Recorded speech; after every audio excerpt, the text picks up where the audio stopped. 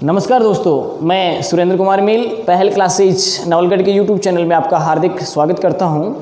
आज हम स्टार्ट करते हैं इंडियन ज्योग्राफी। और इंडियन ज्योग्राफी में हम सबसे पहले लेते हैं भारत का सामान्य परिचय, क्योंकि जैसे भी आपको पता है कि हम किसी भी विषय वस्तु को स्टार्ट करते हैं तो उसका जो बेसिक नॉलेज है वो हमारे पास होना अनिवार्य है। उसके बाद में अपन आगे बढ़ते हैं। तो यहाँ पर सबसे पहले अपन बात करते हैं कि इसका जो सामान्य परिचय है, सामान्य परिचय में अपन देखते हैं कि भारत जो है इसका विस्तार किस प्रकार से है, ये विश्व की किस दिशा में स्थित है, इसके अलावा इसका आकार कैसा है, इसकी लंबाई चौड़ाई क्या है, कितनी सीमाएं बनाता है, ठीक है ना। ये सारा का सारा अपन यहाँ अध्ययन करते हैं। सबसे पहले मैं आपको बताता हूँ, जैसे मान लीजिए अपन ग्लोब देखते हैं और ग्लोब में आपको पता होगा कि इस प्रकार ये उत्तर से दक्षिण जो रेखा होती है ये आपकी देशांतर रेखा होती है, काल्पनिक होते हैं ये, और ये आपकी जो होती है ये कौन सी होती है, देशांतर रेखाएं। हम बात करते हैं हमारा भारत यहाँ है जिससे कर्क रेखा गुजरती है। आपको यहाँ ये ध्यान करना है कि ये जो आपका उत्तर से दक्षिण जो देशांतर रेखा है, ये देशांतर रेखा है, इससे देखा कि इस साइड वाला भाग दो भागों में डिवाइड हो गया, पूर्वी देशांतर और पश्चिमी देशांतर। ये आपकी अक्षांश रेखा उत्तरी अक्षांश और दक्षिणी अक्षांश।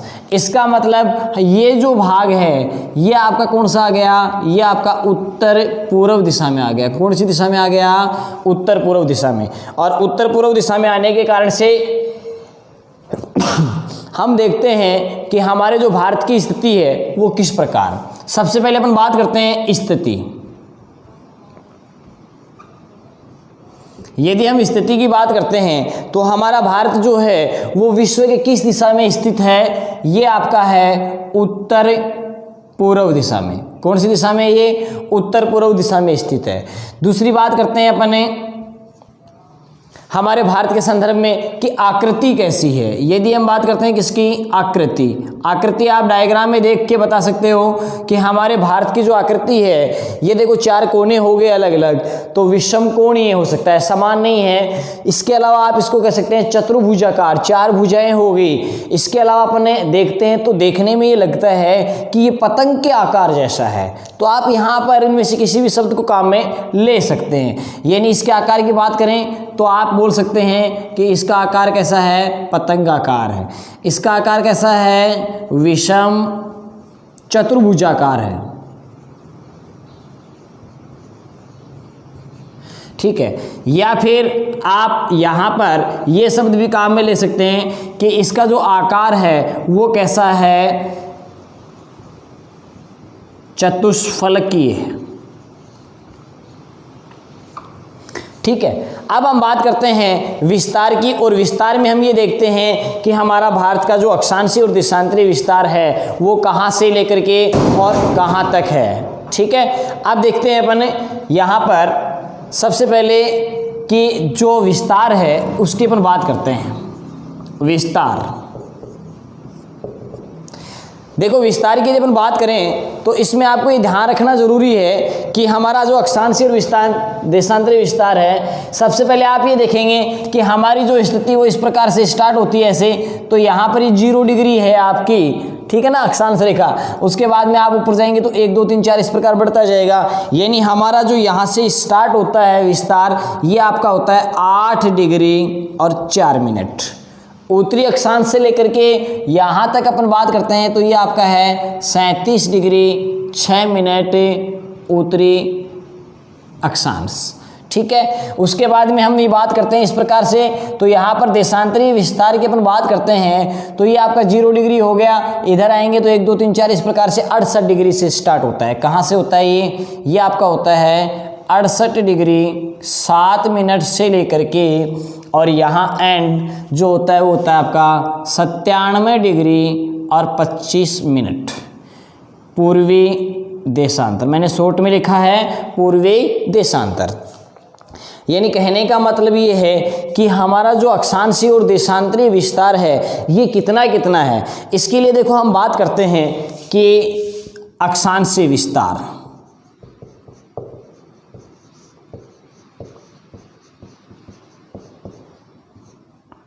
अक्षांशीय विस्तार ये आपका 8 डिग्री 4 मिनट से लेकर के 37 डिग्री 6 मिनट उत्तरी अक्षांश, ठीक है। उसके बाद में हम बात करते हैं किसकी, देशांतरीय।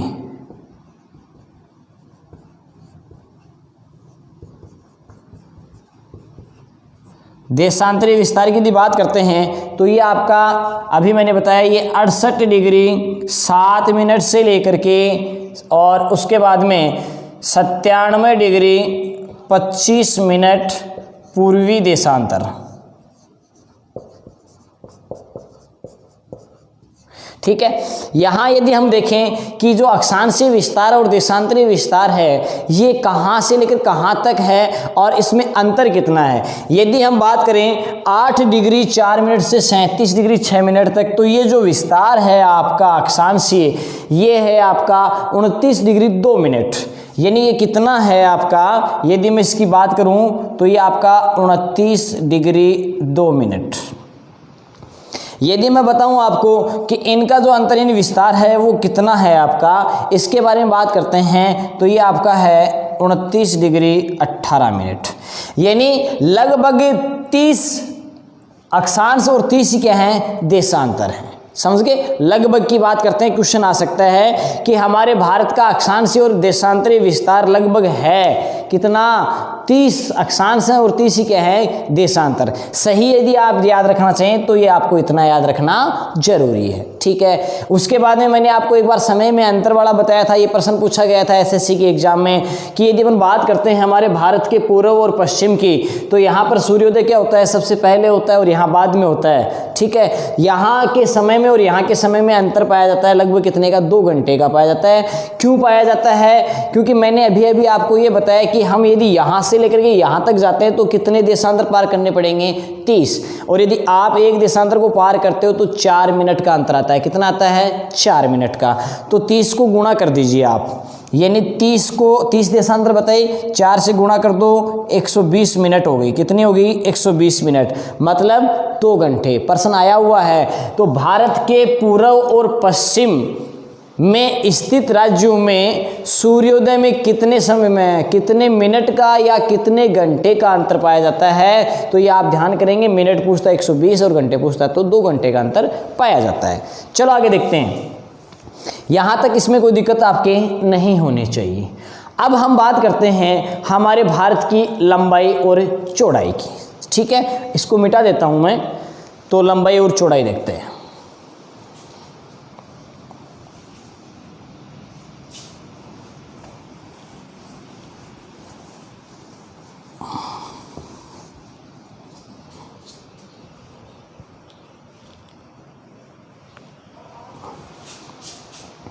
देखिए, हमारे भारत की यदि हम बात करते हैं यहाँ से लेकर के यहाँ तक और यहाँ से लेकर के यहाँ तक, ठीक है। सबसे पहले हम बात करते हैं लंबाई की। तो भारत की उत्तर से दक्षिण जो लंबाई है उसकी यदि अपन बात करते हैं तो ये आपकी है, मुख्य रूप से कई बार अंतर भी आता है तो अंतर भी आपको याद करना है। यदि हम बात करते हैं तो ये आपकी जो है ये 3214 किलोमीटर है। यदि हम बात करते हैं किसकी, चौड़ाई की,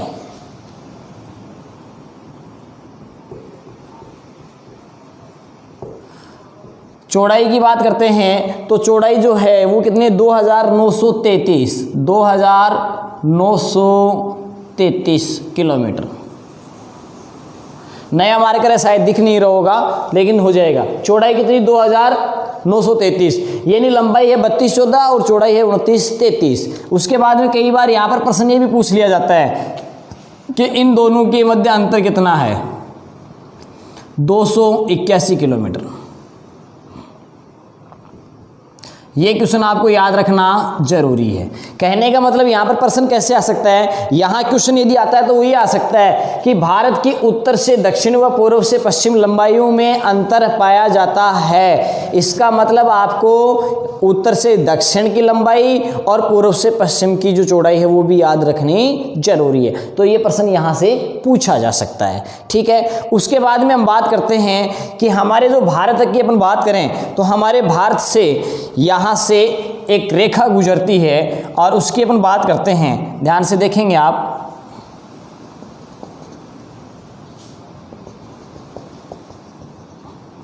ये आपकी जो है ये कौन सी रेखा है, ये आपकी कर्क रेखा है। कौन सी रेखा, कर्क रेखा। स्थिति कहाँ है इसकी, इसकी स्थिति की अपन बात करें तो 23.5 डिग्री। स्थिति कहाँ है इसकी, 23.5 डिग्री उत्तरी अक्षांश। साथ में बोल रहा हूं मैं 23.5 डिग्री उत्तरी अक्षांश पर है कर्क रेखा। यदि 23.5 डिग्री में दक्षिणी अक्षांश लिखता है तो कौन सी होती, वो मकर रेखा हो जाती। अब बात ये आती है कि हमारे राजस्थान की अपन बात करें, भारत की बात करें तो भारत से कर्क रेखा है वो कितने राज्यों से गुजरती है। तो यहां देखिए मैं आपको बताता हूं,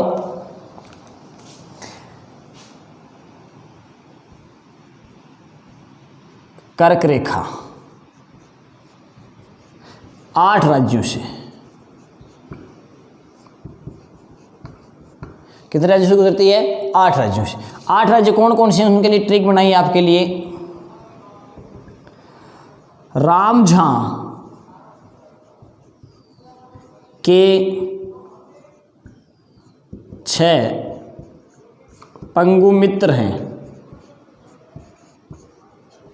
देखो रामझां कोई व्यक्ति है और उसके 6 पंगु, मतलब कहने का मतलब विकलांग मान लीजिए, विकलांग क्या है, दोस्त हैं, मित्र हैं। तो रामझां के 6, तो यहां पर मैं आपको बताऊं, रा का मतलब क्या हो गया, राजस्थान। मैं का मतलब क्या हो गया, मध्य प्रदेश, मैं शॉर्ट में एमपी लिख रहा हूं। झा का मतलब क्या हो गया, झारखंड। के साइलेंट है, कहीं केरल मत कर देना, केरल तो कहाँ रह गया, बिल्कुल नीचे रह जाता है। उसके बाद में 6 का क्या हो गया, छत्तीसगढ़। पै का क्या हो गया, पश्चिमी बंगाल। गु का क्या हो गया, गुजरात। मी का क्या हो गया, मिजोरम। त्रे का क्या हो गया, त्रिपुरा। ये साइलेंट। यानी कहने का मतलब ये है कि ये जो कर्क रेखा है जिसके बारे में मैंने आपको बताया कि ये जो आपकी कर्क रेखा है, ये कर्क रेखा हमारे भारत के बीचों बीच से गुजरती है और इसको 2 भागों में डिवाइड करती है।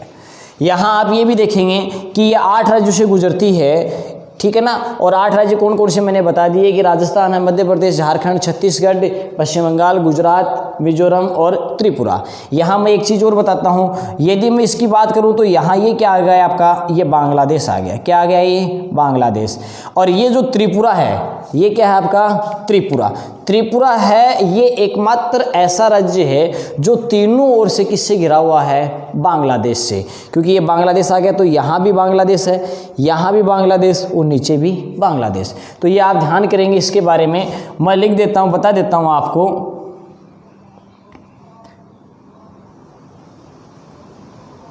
बांग्लादेश से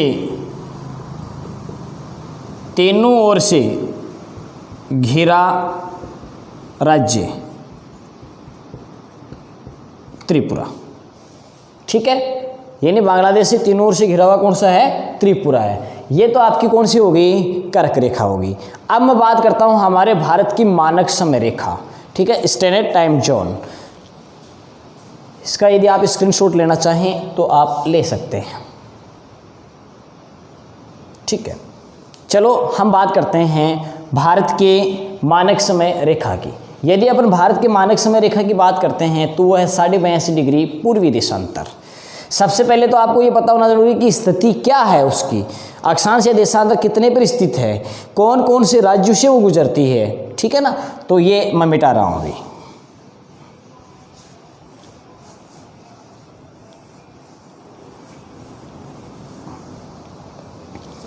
देखिए अब हम बात करते हैं मानक समय रेखा। मानक समय रेखा, और भारत की जो मानक समय रेखा है वो आपकी है 82.5 डिग्री पूर्वी देशांतर। 82.5 को आप ऐसे भी लिख सकते हैं 82 डिग्री 30 मिनट, ठीक है। ये भी आप ध्यान करेंगे। अब देखो हम बात करते हैं कि हमारे भारत की जो 82.5 डिग्री मानक समय रेखा है ये कितने राज्यों से गुजरती है। अगला ही प्रश्न आ गया यहाँ पर कि ये जो मानक समय रेखा है ये कितने राज्यों से? 5 राज्यों से। कितने राज्यों से? 5। ये आपका फर्स्ट ग्रेड में क्वेश्चन आया हुआ है। यहाँ पर 5 की मैं बात बताऊँ आपको तो 5 कौन कौन से हैं इनके बारे में आपको पता होना जरूरी है, क्योंकि यहाँ से क्वेश्चन आता है। सबसे पहले हम बात करते हैं यहाँ पर यूपी की,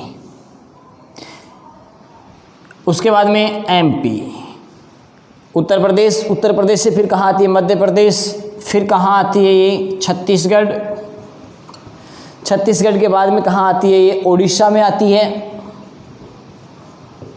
उड़ीसा से फिर कहाँ गुजरती है ये? आंध्र प्रदेश। यानी कहने का मतलब ये है कि इस प्रकार से यदि मैं इसकी बात बताऊं आपको तो ये आपकी इधर से ऐसे आती है,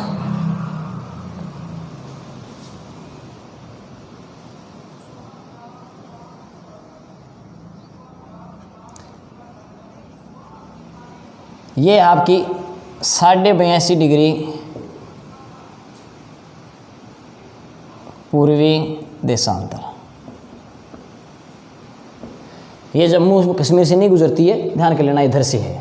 अब आप ये देखते हैं कि मैंने आपको बताया प्रश्न क्या होता है। प्रश्न ये होता है कि ये तो आपकी 23.5 डिग्री है, ठीक है, 23.5 डिग्री जो कर्क रेखा है, ये 82.5 डिग्री भारत की मानक समय रेखा। ये दोनों आपस में कहाँ काटते हैं?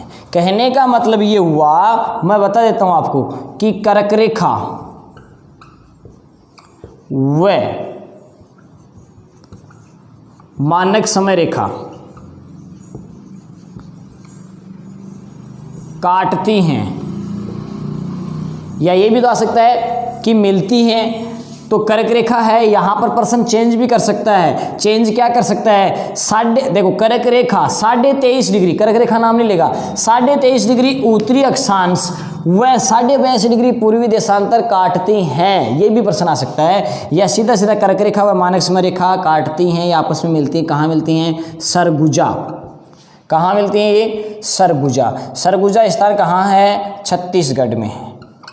कहाँ पर है? छत्तीसगढ़ में, ठीक है। इसके अलावा एक प्रश्न और बताता हूं, ये जो आपकी कर्क रेखा है, इस कर्क रेखा के सबसे नजदीक राजधानी कौन सी है? रांची। तो मैं लिख देता हूं यहां पर, कर्क रेखा के सर्वाधिक नजदीक राजधानी कौन सी है? रांची। और रांची है, और ये बात की है सांची। रांची की अपन बात करते हैं तो रांची किसकी राजधानी है? ये आपको पता होगा, जिनको नहीं पता है वो एक बार सोच विचार करें।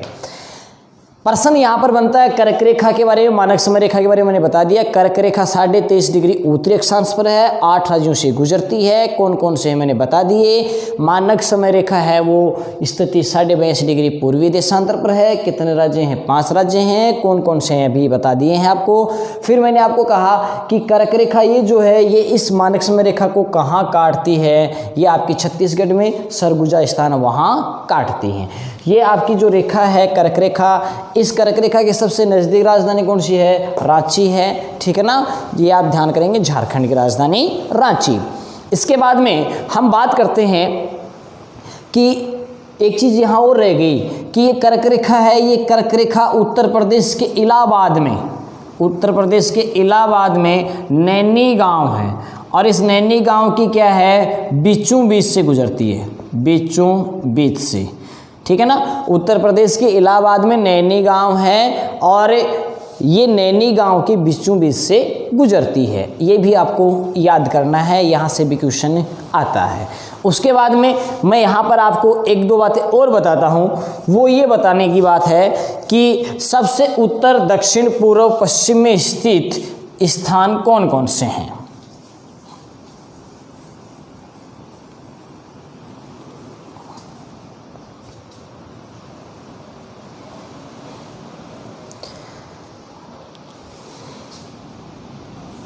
देखिए, यदि हम बात करते हैं कि सबसे पश्चिम में स्थित, सबसे पश्चिम में, भारत के सबसे पश्चिम में स्थित स्थान की अपन बात करें तो सबसे पश्चिम में जो है वो है नारायण सरोवर। नारायण सरोवर। भुज गुजरात में है। यहाँ पर इसका नाम कई बार सर क्रिक भी आता है। कहाँ है ये? गुजरात में। यदि बात करूं पूर्वी भाग की, सबसे पूर्व में यहाँ वालांगू। और वालांगू कहाँ है? ये कौन सा राज्य है? ये अरुणाचल प्रदेश है। कौन सा है ये? अरुणाचल प्रदेश। ये आपको याद रखना जरूरी है। उसके बाद में हम बात करते हैं दक्षिणी भाग की, तो दक्षिणी भाग कौन सा है? कन्याकुमारी है। लेकिन दक्षिणी भाग कन्याकुमारी, लेकिन दक्षिणतम भाग की यदि बात करें अपन, तो वो आपका ये जो आपका केंद्र शासित प्रदेश है, और इस केंद्र शासित प्रदेश में यहाँ अपन बात करेंगे कि इसके अंदर सबसे दक्षिणतम जो भाग है, जिसकी स्थिति है 6 डिग्री 4 मिनट उत्तरी अक्षांश, 6 डिग्री 4 मिनट उत्तरी अक्षांश पर यहाँ भारत का सबसे दक्षिणतम बिंदु है, जिसका नाम है इंदिरा पॉइंट। इसी का दूसरा नाम और भी है, वो है पिग्मेलियन पॉइंट। और भी नाम इसका है, वो है पार्सन पॉइंट।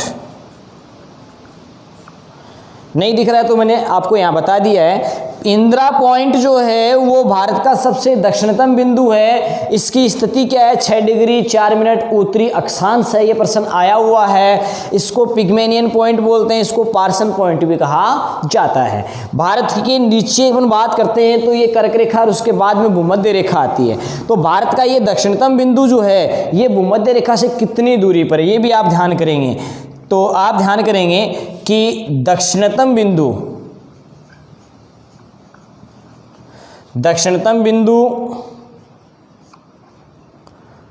भूमध्य रेखा से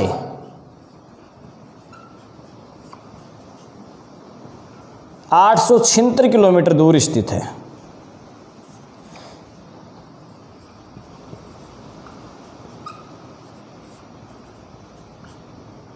कितने किलोमीटर दूर स्थित है? 876। याद करेंगे आप कि भारत का सबसे दक्षिणतम बिंदु कौन सा है? इंदिरा पॉइंट, पार्सन पॉइंट कहा जाता है, पिग्मेलियन पॉइंट कहा जाता है। और ये जो अंडमान निकोबार द्वीप समूह है उसके कौन से भाग में है? ये ग्रेट निकोबार में है। कौन से में? ग्रेट निकोबार में। क्योंकि अंडमान निकोबार को 2 भागों में बांटा गया है, अंडमान और निकोबार, फिर इनको भी आगे भागों में बांटा गया है। वो हम भारत के भौतिक प्रदेश में उनका अध्ययन करेंगे।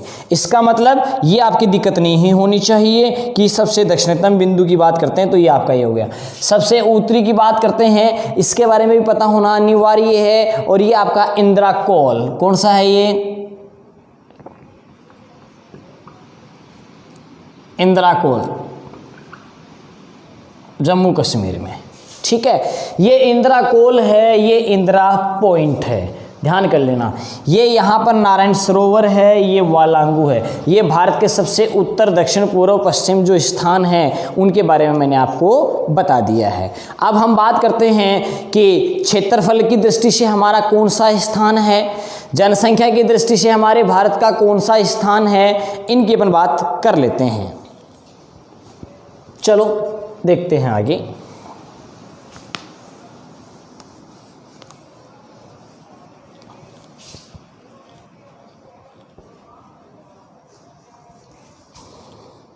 सबसे पहले बात करते हैं क्षेत्रफल की।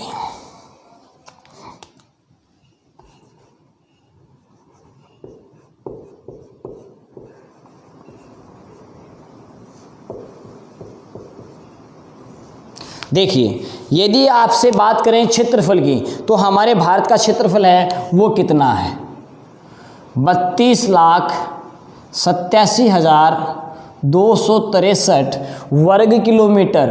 तो वर्ग किलोमीटर को आप ऐसे भी लिख सकते हैं, किलोमीटर के घात 2 लगा दो। ठीक है, वर्ग किलोमीटर। या फिर इसको आप बोल सकते हैं 32.87 लाख वर्ग किलोमीटर। एक बात तो ये होगी। दूसरी बात इसमें आपको क्या करनी है क्षेत्रफल वाले में? दूसरी बात इसमें ये करनी है कि पूरे विश्व का जितना क्षेत्रफल है, ठीक है ना, उस क्षेत्रफल में से हमारा कितना हिस्सा है, समझ गए? यानी विश्व के कुल क्षेत्रफल का भारत कितना परसेंट भाग बनाता है? 2.4% भाग बनाता है। अगर ये प्रतिशत में नहीं आए, बट्टे में आए, तो 1/46वां भाग बनाता है।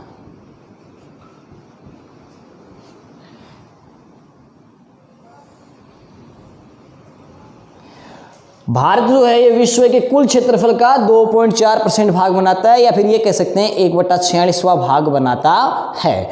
दूसरी बात, क्षेत्रफल की दृष्टि से अपन बात करें तो क्षेत्रफल की दृष्टि से भारत का कौन सा स्थान है विश्व में? स्थान किसमें? क्षेत्रफल की दृष्टि से बता रहा हूं, 7वां। कौन सा स्थान है? 7वां। तो फिर 7 बड़े कौन से हैं हमारे से क्षेत्रफल में, उनका भी पता होना जरूरी है। तो उसके लिए एक ट्रिक बना रखी है, ध्यान करेंगे आप कि कई बार जैसे युद्ध वगैरह होते हैं तो उसमें युद्ध में तो ऐसा नहीं होता है कि किसी का इंतजार करना पड़े, लेकिन कोई भी कार्य होता है तो अपन कहते हैं कि एक बार रुक जाओ, और जब अपन तैयार हो जाते हैं फिर कहते हैं ठीक है अब आ जाओ। तो ठीक इसी प्रकार से आपको पता है कि चीन जो है और पाकिस्तान है ये भारत के दुश्मन है। हालांकि भारत इनको कीड़ों मकोड़ों की तरह समझता है, लेकिन फिर भी दुश्मन तो दुश्मन ही होता है, उसको कम नहीं आंकना चाहिए। तो इस प्रकार से क्या है कि रुक चीन अब आ भारत अर्जेंट, क्योंकि चीन ने जो बताया जा रहा है कि ये जो कोरोना वायरस है इसको इसी ने फैलाया है, तो हम भी ये कहते हैं कि एक बार रुक जाओ, आपका इलाज कर दिया जाएगा। तो इसके लिए रुक चीन अब आ भारत अर्जेंट।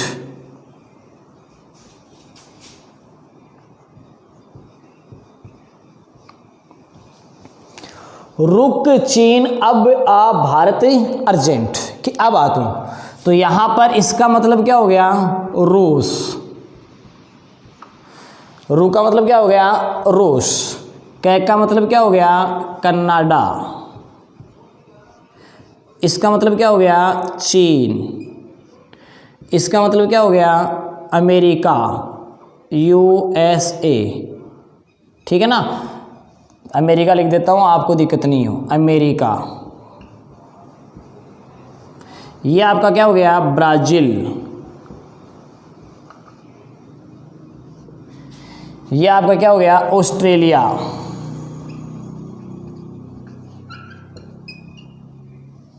ये आपका क्या हो गया? भारत। और ये क्या हो गया आपका? अर्जेंटीना या अर्जेंटाइना। यानी ये मैंने आपको 8 बता दिए हैं। हमारा स्थान 7वां है। रूस, रुक में रूस हो गया, कै कनाडा, चीन, ए का अमेरिका, बै का ब्राज़ील, आ का ऑस्ट्रेलिया, भारत है यहाँ पर, अर्जेंट का अर्जेंटीना हो गया। यहाँ आपको ये ध्यान करना है, प्रश्न पूछ लिया जाता है ये क्रम जो लिखा है ये कौन सा क्रम लिखा है मैंने, ये क्षेत्रफल की दृष्टि से जो क्रम लिखा है ये कौन सा है, आरोही है या अवरोही क्रम है, ये आपको ध्यान करना है। तो ये मैंने जो क्रम लिखा है ये घटता हुआ क्रम लिखा है। कौन सा क्रम लिखा है? घटता हुआ क्रम। और घटते हुए क्रम को क्या बोलेंगे आप? अवरोही क्रम बोलेंगे। क्या बोलेंगे उसको?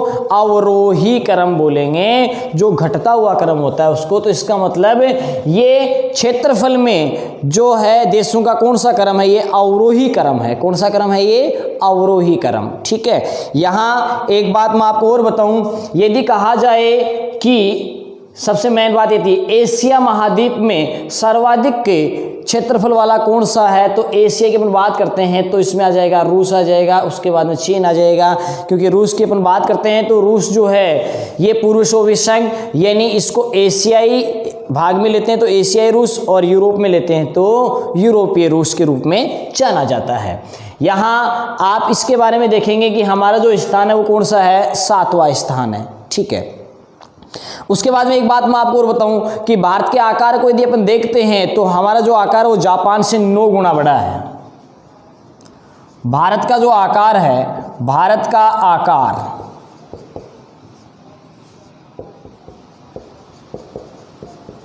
जापान से 9 गुना बड़ा।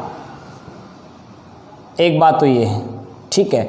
दूसरी बात, यदि हम बात करते हैं इंग्लैंड की, तो इंग्लैंड से क्या है, इंग्लैंड से 14 गुना बड़ा है।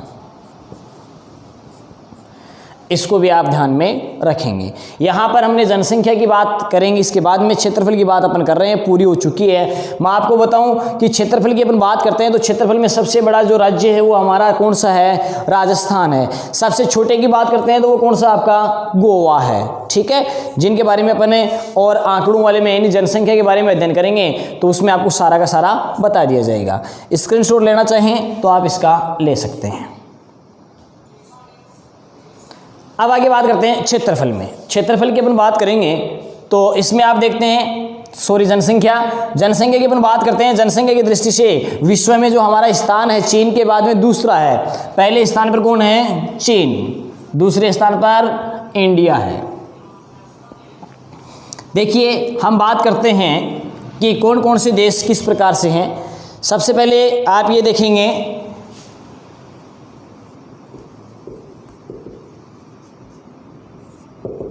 जनसंख्या। सामान्य रूप से अपन देखते हैं तो हमारे भारत की जनसंख्या 2011 के आंकड़ों के अनुसार 121 करोड़ 121 करोड़। दूसरी बात, विश्व में हमारा योगदान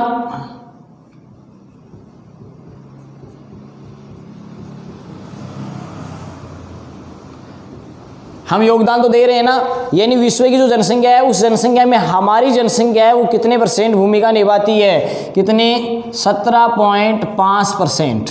कितने परसेंट, 17.5। यहाँ ऐसा मिलता जुलता एक आंकड़ा और भी आता है तो उसके आधार पर मैं बताता हूँ कि भारत की जो दशकीय वृद्धि दर है, भारत की दशकीय वृद्धि दर 2001 से 2011 वाली की बात, वो आपकी कितनी है, 17.64%। कितनी है वो, 17.64। ये यहाँ पर कई बार 17.7 भी आ जाता है, इसके बारे में आप ध्यान करेंगे। ये तो योगदान है विश्व की जनसंख्या में हमारा, और ये हमारे भारत की दशकीय वृद्धि दर है। 2001 में जनगणना हुई थी, 2011 में, तो इनकी तुलना करते हैं तो हमारी जनसंख्या है वो 17.64% क्या हो गई, बढ़ गई। ठीक है, उसके बाद में यहीं पर मैं बात, ये दशकीय हो गई तो मैं बात कर देता हूँ यहाँ पर वार्षिक वृद्धि दर की भी। वार्षिक वृद्धि दर ये हमारे भारत की है 1.64%। ठीक है, उसके बाद में हम बात करते हैं कि हमारा स्थान कौन सा है। ये दो अलग से मैंने बताए हैं। विश्व में जनसंख्या की दृष्टि से भारत का स्थान कौन सा है, दूसरा। हमें यहाँ ये भी पता होना चाहिए कि विश्व में हमारे से अधिक जनसंख्या वाला कौन सा है और हमारे से बाद में किसका नंबर आता है। तो इसके लिए आपको ये पता होना अनिवार्य है। तो इसके लिए मैंने एक ट्रिक बनाई आपके लिए, और उस ट्रिक की यदि अपन बात करते हैं तो उसमें आप ये देखेंगे कि ट्रिक है क्या। सबसे पहले अपन देखते हैं कि हमारे से ज़्यादा जनसंख्या वाला कौन सा है, उसकी अपन बात करते हैं तो वो आपका आता है चीन, फिर भारत, उसके बाद में अमेरिका। ये तो तीन आपको याद रखनी है। हमारे से आगे चीन है, हमारे से पीछे कौन है, संयुक्त राज्य अमेरिका। उसके बाद में इब पाना बारू जाम, चीन, भारत, अमेरिका, इब पाना बारू जाम। तो बारू को आप एक बार थोड़ा अपने हिसाब से ले लेंगे, अल्कोहल के रूप में ले लेंगे, दारू जाम। यहां पर आप देखेंगे ई का मतलब क्या हो गया, इंडोनेशिया।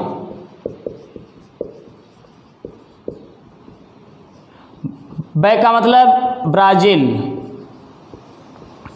पा का मतलब पाकिस्तान, ना का मतलब नाइजीरिया, और बा का मतलब बांग्लादेश, रू का मतलब रूस, जा का मतलब जापान, मै का मतलब मैक्सिको। यहाँ पर एक चीज़ मैं आपको और बताता हूँ, एक बार कंपटीशन में क्वेश्चन 2 बार पूछा गया था, सेट में पूछा गया था और फर्स्ट ग्रेड में पूछा गया था। प्रश्न ये था कि अफ्रीका महाद्वीप का ऐसा कौन सा देश है जो सर्वाधिक जनसंख्या वाला है, तो आप इसमें देखेंगे तो कौन सा, नाइजीरिया। मैं यहाँ आपको बता देता हूँ महाद्वीपों के हिसाब से यदि अपन बात करते हैं, चीन एशिया महाद्वीप, भारत एशिया महाद्वीप, अमेरिका की बात करते हैं तो ये उत्तरी अमेरिका महाद्वीप में आता है। तो पूछा जाए तो उत्तरी अमेरिका महाद्वीप का सर्वाधिक जनसंख्या वाला यूएसए।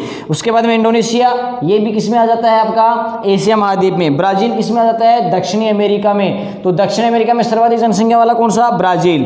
पाकिस्तान भी किस में आ जाता है, एशिया में। फिर नाइजीरिया किस में आता है, अफ्रीका महाद्वीप में आता है। उसके बाद में बांग्लादेश भी किस में आ गया, ये भी आपका एशिया में आ जाता है। और उसके बाद में रूस भी एशिया में, ये जापान भी एशिया में आ जाता है। और मैक्सिको किस में आ जाता है, उत्तरी अमेरिका में आ जाता है। अर्थात उत्तरी अमेरिका का सर्वाधिक जनसंख्या की बात करते हैं तो वो तो आपका कौन सा हो गया था, यहाँ पर अमेरिका यूएसए हो गया, और दूसरा कौन सा आ गया, मैक्सिको।